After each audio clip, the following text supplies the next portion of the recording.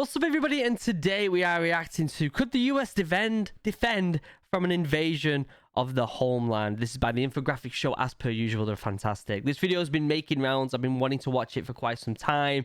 However, I just haven't got around to it. So today is the day. It's a nice Sunday video. I'm excited to watch it.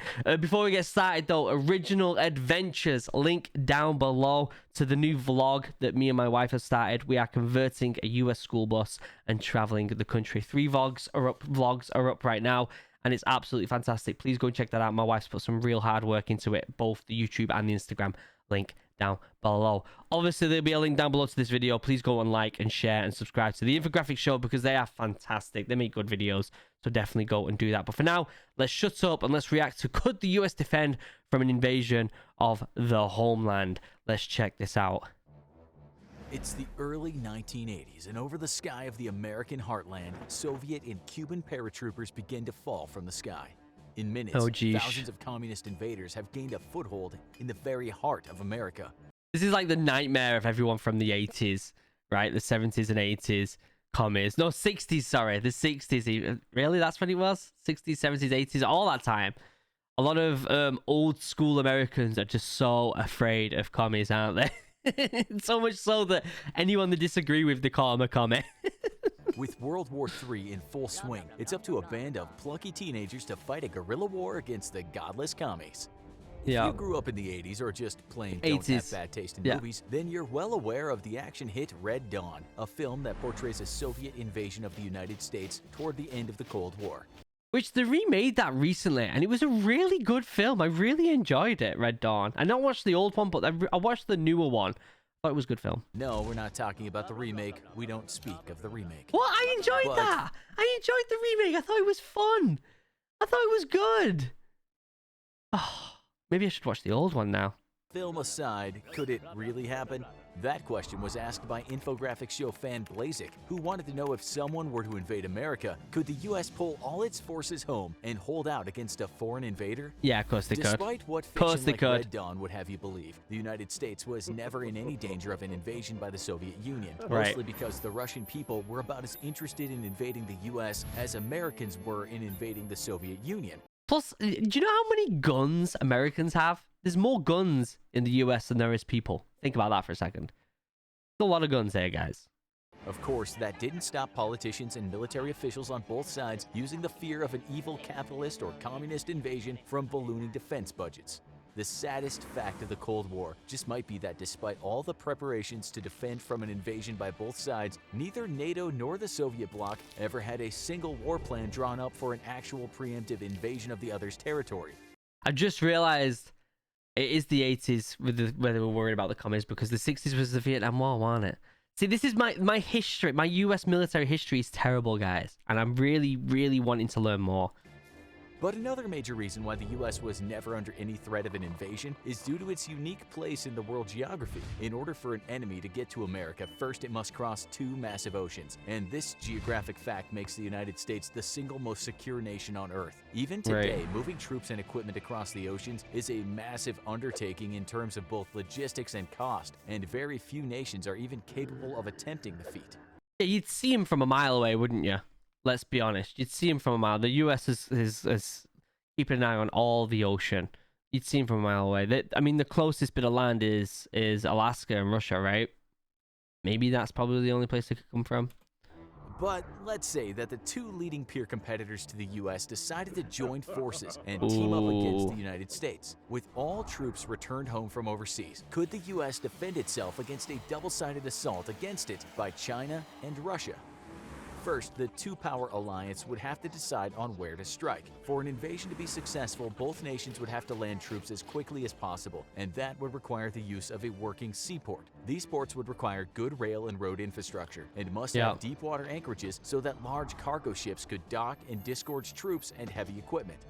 The need to take and hold major seaports is critical, as aside from a few token forces with a small number of fire support platforms, amphibious landings alone wouldn't be able to deliver firepower fast enough to secure a beachhead. Yeah. In Normandy during World War II, the success of the landings was largely down to a brilliant deception played out by the Allies, which saw the Nazis concentrate their forces at the wrong landing site. And even when the real landings happened 100 miles away, Nazi commanders were so fooled by Allied intelligence that they ordered their forces to hold their positions, believing that the real assault was coming their way any day. Yeah. The ruse, combined with some whopping tactical blunders by Hitler, allowed the Allies to quickly build a makeshift port facility which let Allied armor and artillery disembark.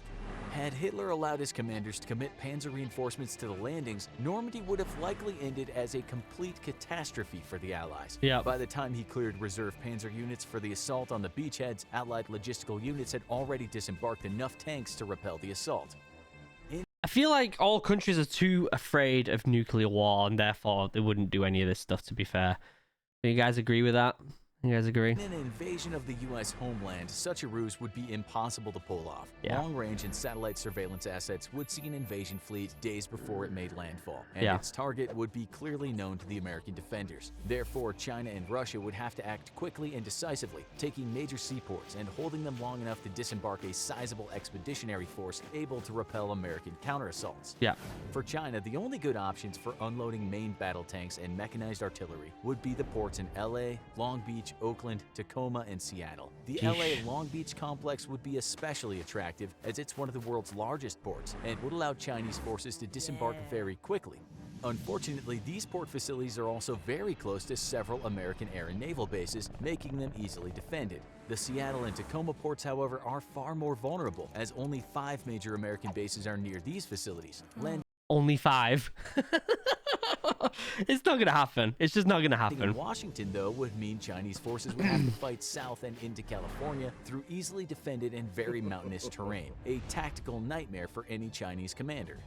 Russian invaders would face an even less enviable job. The American East Coast is home to far more numerous large port facilities, giving the Russian invasion force a greater number of targets to pick from. Unfortunately, the American East Coast is also the most heavily defended, with several dozen major military installations spread out from north to south. The East Coast is also home to America's largest military shipyards, which would be so heavily protected it would be suicidal to attempt a landing or assault against them. Yeah, it would. Russia's best bet would be to attempt a landing in Mobile, Alabama, or Houston, Texas. Really? This, however, would mean Russian forces would have to spend more time out at sea and move into the Gulf of Mexico, where they would be surrounded on all sides but the south by major American air bases. This is what I mean. They would have to move their forces across the sea, and it would be seen a mile away.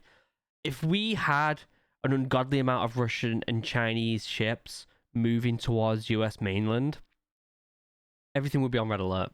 Everything would be on red alert. All the troops would come back. We would protect it, and then we'd also be pointing things at Russia and China. That's what would happen. Intimidation. For both our challengers, the tactical picture is not looking very good, as the United States simply has no viable landing sites for a major expeditionary force that couldn't be easily defended.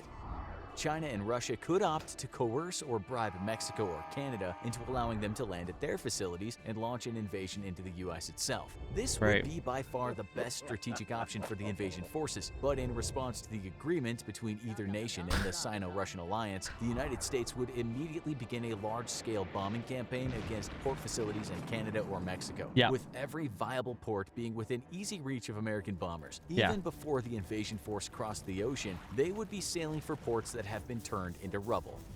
Assuming that the U.S. didn't use naval aviation, which it definitely would, the invaders could opt for using ports in South America, well out of reach of most American bombers, and then simply move north to invade through Mexico. Moving through South America's poor rail and road infrastructure, though, would be a nightmare for the invaders, allowing plenty of time for the U.S. to simply move blocking forces through Mexico to Panama and then hold off the invasion there. If, miraculously, though the alliance did manage to land forces in Canada or Mexico, it would face a different tactical nightmare altogether. In Canada, the lack of suitable border crossings would force the invaders to spread out over a large area, or bottleneck and be subjected to endless attacks by American air power. In Mexico, military border crossings would be possible over a far larger area, but enemy forces would be moving through terrain that provided absolutely no cover. What happens if, like, for the past, 40 years, Russia's been digging a tunnel between Russia and Alaska, right? Under the water so no one could see. And all of a sudden they just pop out with like a whole army. Like, what happens? That's scary. That's really scary. American air power would once more devastate any invaders trying to move through the flat terrain of the US-Mexico border. Geography alone provides the United States with near invulnerability from enemy invasion. Yeah. But the logistics of the world's militaries proves why the US simply cannot be invaded. An invasion of the American homeland would rely on naval power to get the job done. And right off the bat, no nation on Earth, nor any combination of nations, has the firepower and logistical support needed to carry out such an invasion. Yep. The matter is one of historical necessity for the world. Ever since the end of the Second World War, all of the world's major powers have had no need to project military power far from their own shores, except for the United States. Yep. The Soviet Union was chiefly concerned. They literally have a history of using naval facilities to cover the whole globe. So why would the US not do that? I mean, especially because the majority of the wars have not happened on US mainland. We have had wars on US mainland, obviously, but the majority of the bigger wars have happened elsewhere. So why would they not just boost up the navy? It makes complete sense. Concerned with securing its European borders, and in the case of a Third World War, its most vital strategic objectives could all be reached over land. The vitally important oil fields of the Middle East could all be taken via land routes through Afghanistan and Iran, and no navy was needed to hold off NATO forces in Europe. The same was true for Europe's NATO members. While once their mighty navies ruled the waves all over the world, their concerns in the 20th century quickly became resisting a possible Soviet invasion, and for that, no major naval power was needed. In the Atlantic, the Soviets hoped to slow the American response with the use of submarines, but ultimately knew that they could never stop the US Navy and thus never seriously tried. On the other side of the world, China struggles to turn itself into a first world power, and other than resentment towards Japan over its actions in World War II, China has had no real motivations to build a strong navy, at least until now. Much like the Soviet Union. I mean, I feel like most of the warfare that's going to come in the future, if there is any, is either going to be nuclear or cyber.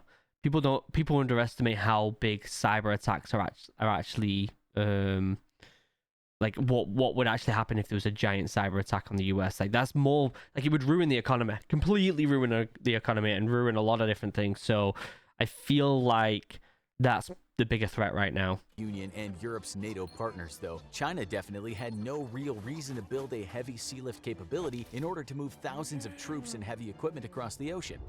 On the other hand, the United States is both blessed and cursed by geography. While it's untouchable to invasion thanks to the Atlantic and the Pacific, it also means that in order to project power on the world stage, America has always needed a strong navy. This is the reason that the US has always had a very strong naval tradition, and why it has invested in naval and air transport more than any other nation on Earth. If US troops want to get somewhere, after all, they're certainly not walking there.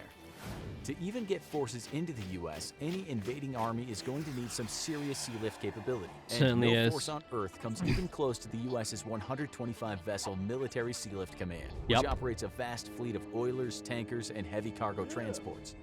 Yet, even this fleet is not enough according to some analysts, and plans are being called for that include dramatically increasing the capability of the U.S.'s military transport fleets.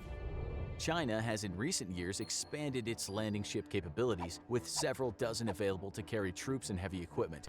I mean, I feel like China's the biggest threat right now to the US, but even so, I feel like the US is just, and for the most part, civies, both Russian, Chinese, American, the civilians don't want anything to do with it, do they? They just don't want anything to, they just want to live their lives. I just feel like the US isn't going to be able to be invaded. It's just practically impossible at this point. It's like someone turning around and saying they're going to invade Rome at the peak of their military extent. It's just not going to happen, you know? These ships, though, are not meant for global operations and are only designed for cross-strait invasions into Taiwan or to ferry supplies to China's illegal holdings in the artificial islands it built across the South China Sea. A crippling lack of support vessels such as oilers means that China cannot physically get its landing ships across the Pacific, though even if this problem were to be solved, the nation cannot hope to make a contested landing on foreign soil. Again, this is because of China's lack of need for a global expeditionary military force. China's chief military concerns lie with a military invasion and forced repatriation of Taiwan, and thus it has not invested money into developing a true blue water navy. Russia has even less naval transport capability and support vessels, which again is a result of its military objectives being close to home. Yep. To compound the two nations' sea lift problems, both nations have no dedicated amphibious assault ships capable of providing close air support and air superiority to landing forces on a contested beach. By comparison, the U.S. operates 9 of these specialized vehicles, and they will soon be equipped with the F-35 stealth fighter. After seeing the extent of the U.S. military and how many vehicles, how many ships, how many aircraft, how much aircraft they have, it's just... I feel like this video should have just been like, can the US be invaded? And then just a big, no, it cannot. And then that's it. Projecting air power is in fact the biggest weakness for any nation hoping to invade the US, and China and Russia combined only operate 2 active-duty aircraft carriers of extremely limited capabilities. Russia's infamous Admiral Kuznetsov very publicly had to be towed back to a friendly port after experiencing severe mechanical problems. Without adequate air power, neither nation could expect to secure a foothold on the US mainland. America's air forces are twice as large as both nations combined, and its naval aviation alone is as large as Russia's total air power. If by some miracle either nation could get troops across the ocean to U.S. shores, the lack of air power would reduce the attempted landings to a suicide mission. In the end, not only could the U.S. protect from an invasion of the homeland, but it is currently and for the foreseeable future completely invulnerable to military invasion. Luckily, the U.S., China, and Russia have no desire to fight each other, and there exists no real reason to. Now that you've made it to the end of the video, why not keep learning about... I mean, there is definitely means for some of these countries to attack each other, but let's just hope it never happens. Awesome stuff. I will leave a link down below to the video. It was a good video, but I feel like it's unnecessary. I feel like the thought of someone trying to invade the US is so silly. It just won't happen. I mean, the only thing I can think of is that how close Alaska is to Russia, but other than that, I just don't think anything's gonna happen. But yeah. What do you guys think? Let me know in the comments down below. Members, you're amazing. I love you. I couldn't do this without you. I honestly couldn't make videos every single day if it wasn't for these members right here. So thank you for supporting the channel as much as you do. I truly appreciate it. Links down below to all my socials, including the OriginalAdventures link. Both the YouTube and the Instagram. We're doing a vlog where we're basically converting a US school bus and traveling the whole of the US. It's going to be a ton of fun. We're vlogging everything. My wife's taking charge of it and she's really enjoying it. So definitely go check that out. Share some love. It's blowing up right now. Also, I'll link down below to my 2 Discords. We've got the military Discord and the Geek Discord for all things SCP, D&D, Halo, Metro, Star Wars, Warhammer, anything. Go to the Geek Discord. Also, link down below to my podcast and my Twitch stream where I stream every Tuesday and Thursday. And also link down below to my second channel, OriginalHuman Geek, where we play D&D and a bunch of other fun stuff. Until next time, guys, I love you all. Have a wonderful day. Goodbye.